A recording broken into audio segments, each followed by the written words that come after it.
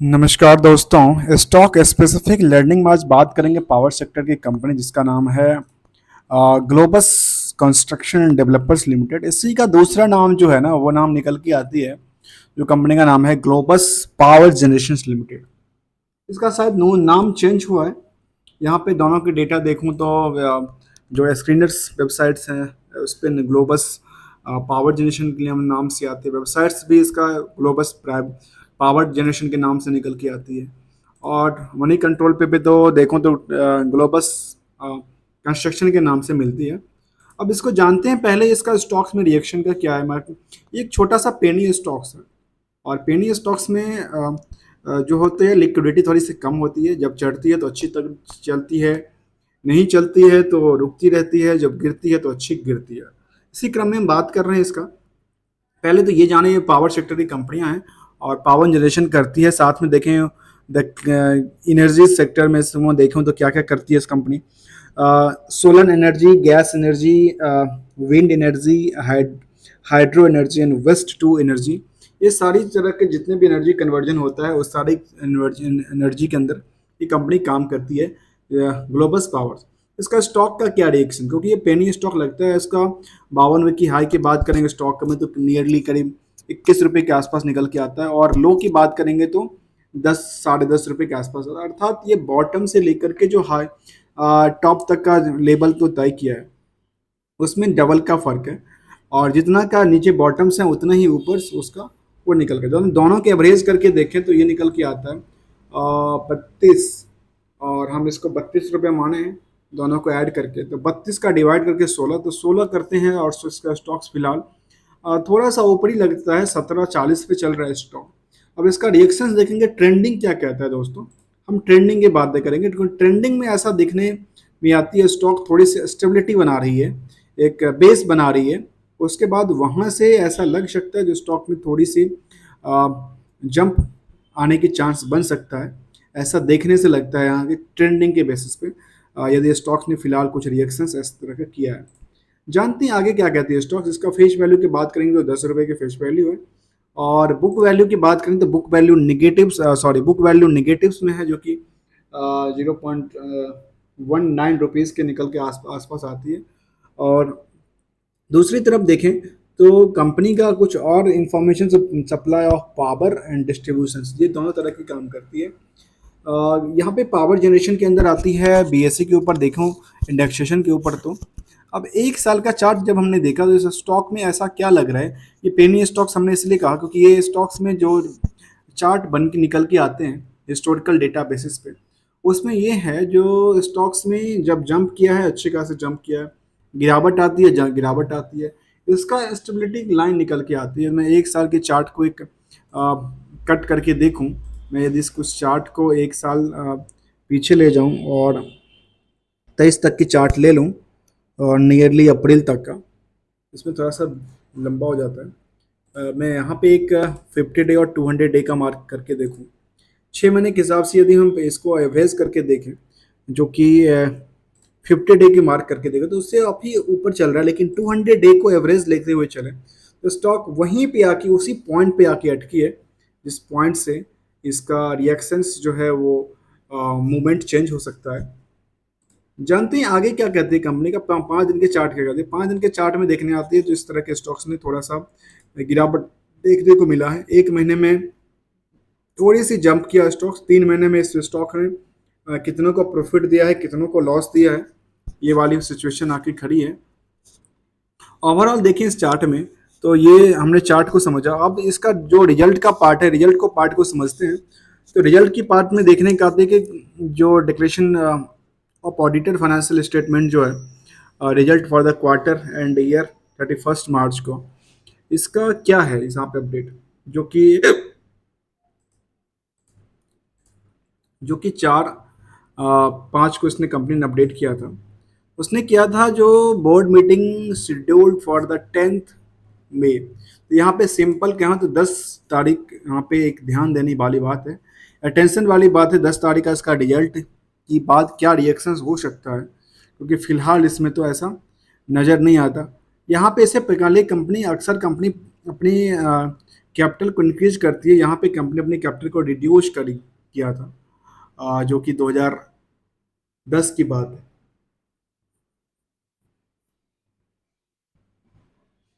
दूसरी तरफ देखें तो रिजल्ट के पार्ट में अभी जो रिजल्ट तो अटेंशन वाली चीज़ अवेटेड है, जो कि 10 तारीख को आएगा। इससे पहले देखूं तो क्या निकल के आता है, इससे पहले देखूं तो रिवेन्यू का मॉडल कुछ भी नहीं है। नेट प्रॉफिट थोड़ा सा इंक्रीज किया है पिछले। जब रिवेन्यू नहीं है तो नेट प्रॉफिट कहाँ से आ रहा है, इसको भी सारा समझने का प्रयास कीजिए। अदर इनकम से हो सकता है आ रहा हो, या कुछ और पार्ट्स हो।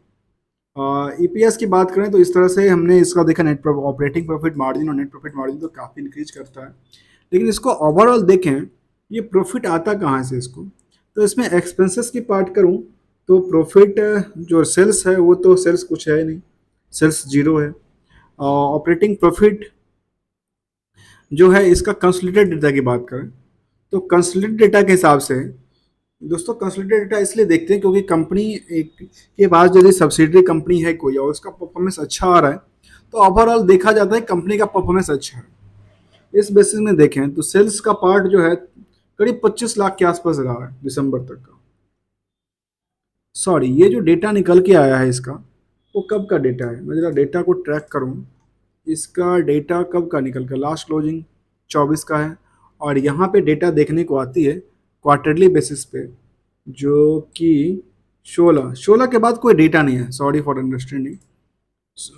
उसके बाद कोई डेटा नहीं है, लेकिन only on the stand alone के हिसाब से डेटा है और कंस्टिट्यूटेड कोई है नहीं इसका। उसके बाद इसमें स्टैंड अलोन में देखें तो ये निकल के आती है, जो इसका लॉस करीब 12 लाख के आसपास निकल के आती है। इसके अलावा यदि हम अदर इनकम की बात करें तो ये 98 लाख इनका अदर इनकम आता है। हो सकता है अदर इनकम में क्या मेन इनका है, एक्सेप्शनल आइटम्स और इंटरेस्ट की पार्ट देखें तो इसमें डिप्रिसिएशंस को हटाएं तो इसमें क्या निकल के आते हैं, मेन पार्ट्स क्या है इसके अंदर। अदर इनकम में मेन पार्ट्स इनका दिखता है जो कि एक्सेप्शनल आइटम्स हैं, जिन पे इनका मेन इनकम के सोर्स है, जब करीब करीब 98 लाख के आसपास आया है। और नेट प्रॉफिट्स जो देखने को मिलता है, जो करीब करीब 84-86 lakh net profit quarter to quarter में देखने को मिला है for the December quarter only. इससे पहले क्वार्टर तो इसका नेगेटिव था।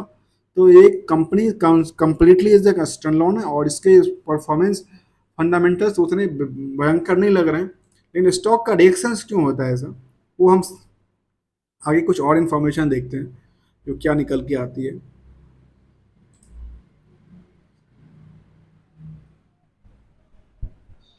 शेयर होल्डिंग की बात करें तो ये निकल के आती है करीब 74% के आसपास जो होल्डिंग है प्रमोटर के पास है। पब्लिक के पास जो होल्डिंग है नियरली 26% की होल्डिंग है। उस 26% में क्या है, उस 26% में देखने को मिलती है जो कंपनी का जो प्रमोटर के अलावा इसमें नियरली दो दो मेन प्रमोटर हैं यहाँ पे, 80 इनोवोफिन्स इंडिया लिमिटेड और दूसरा cellphones credit and securities limited. इसके अलावा एफ आई यहाँ पे अपनी एक बुलिश रिएक्शंस में है। यहाँ पे एफ आई क्या कर रहा है मुझे नहीं पता, कि हो सकता है इस पार्ट्स फंड्स लिमिटेड, इनके पास 4.5% की होल्डिंग है। एक इंडिया अपॉर्चुनिटी ग्रोथ फंड है लिमिटेड्स, जो कि 4.5% के आसपास है। एक और एरियाज डाइवर्सिफाइड ऑन इरोस। तो कुछ यहाँ पे जो एफ आई हैं वो हैं, लेकिन डी आई नहीं है। यहाँ पे चिंता की बात ये है इस कंपनी में, यहाँ कंपनी में डी आई यहाँ पे कोई भी नहीं है। और पब्लिक की बात करें तो पब्लिक के पास 8.5% होल्डिंग में एक बड़ा नाम, एक बड़ा चेहरा, जो कि कुछ पीरियड से इनके पास कुछ स्टॉक्स हैं पिछले 6 क्वार्टर से देखूँ तो वेंकटेशन शिवकुमार लायर, इनके पास नियरली तब 3.25% के आसपास पोजीशन है। और ये पहले नहीं था, ये अभी इंक्रीज किया है। आम पब्लिक से पास से जो पहले भी इनके पास जो पब्लिक वाला होल्डिंग है वो 8.5% के आसपास ही हुआ करता था। उस 8.5% में जो कहते हैं उसका 3.5% के आसपास जो पोजीशन हैं वो केवल एक आदमी के पास है, एक लोगों के पास है, जो एक बिग बुल हो सकते हैं, जो मार्केट को रिएक्शन कराने में सहायता कर सकते हैं। दूसरी तरफ देखें जो एनालिसिस पार्ट निकल के आती है उसमें क्या है, कंपनी का एक कोई फिक्स डेट के हिसाब से यदि इन्वेस्टमेंट का जरिया है, उस जरिया के बेसिस पे देखें तो कंपनी का परफॉर्मेंस जो है, स्टॉक परफॉर्मेंस पिछले 10 सालों में करीब करीब 100% के आसपास टूटा हुआ है, गिरा हुआ है। 5 सालों में नियरली 90% चढ़ा हुआ है। 3 साल में काफ़ी इंक्रीज किया और 155% जंप करता है। तो यहाँ पे मार्केट का इसके साथ रहा है। उसके बाद दोबारा देखें तो 2 साल में 64% गिर चुका है। 1 साल में नियरली 45% के आसपास इंक्रीज किया। 6 महीने में दोबारा चढ़ता है स्टॉक्स और दोबारा इसमें गिरते चढ़ते 3 महीने में दोबारा पिटता है। और नियरली 3 महीने के डेटा बेसिस में देखूँ, एक कट ऑफ डेट के बेसिस पे, तो करीब करीब 6% के आसपास गिरावट देखने को मिलती है। 1 महीने में 5.5% के आसपास चढ़ती है। और रिसेंटली कुछ पीरियड से ऐसा इसका ट्रेंड दिख रहा है। यदि मैं फिलहाल कुछ ट्रेंड की बात करूं, अभी यहाँ पे स्टेबिलिटी बना रही थी कंपनी। इसके बाद यहाँ से ऐसा लगता है कि जंप के आसार लगते हैं, क्योंकि इस तरह की स्टेबिलिटी यदि मैं यहाँ पे देखूं सेम सिंबल बेसिस पे, तो यहाँ पे क्या हुआ है, मैं इसका जरा वॉल्यूम और उसको मैच करके देखूं। यहाँ पे वॉल्यूम ऑफ ट्रेड क्या रहा, यहाँ पे वॉल्यूम ऑफ ट्रेड के बेसिस पे थोड़ा सा कम है, लेकिन एज पर यदि देखूं तो दोनों बराबर दिखती है। और यहाँ से स्टॉक्स में थोड़ा सा रिएक्शन और भी ट्रेंडिंग ऊपर जाने की चांस लगती है, क्योंकि इसका ट्रेंड फिलहाल कुछ दिनों से ऐसा दिख रहा है। इसके साथ साथ पीयर्स कंपनी की, जो पीयर्स कंपनी की बात करें उसमें क्या निकल के आते हैं। पीयर्स कंपनी में CDSL है, यहाँ पे रतन इंडिया हमने ऑलरेडी स्टडी किया हुआ है, जाके आप प्ले लिस्ट में देख सकते हैं। CMS इंफो सिस्टम पे हम बात करेंगे, CISIS पे बात करेंगे, सागविस मूवर्स पे बात करेंगे। रेन इंडस्ट्री पे हमने ऑलरेडी स्टडी किया हुआ है, प्ले लिस्ट में अवेलेबल होगा। टीम लीज पे हम बात करेंगे।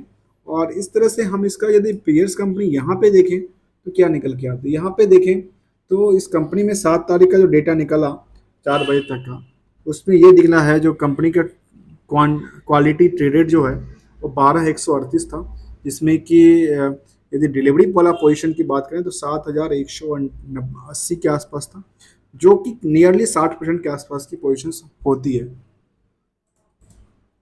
तो हम बात कर रहे थे आज ग्लोबिश पावर्स कंपनी जनरेशंस लिमिटेड की, और इसी का दूसरा नाम जो था वो नाम था power globus, sorry, globus construction and developers limited. इसकी स्टॉक की रेंज जो थी नियरली वही 17.5 के आसपास ट्रेड हो रहा था। Thank you so much for joining hair.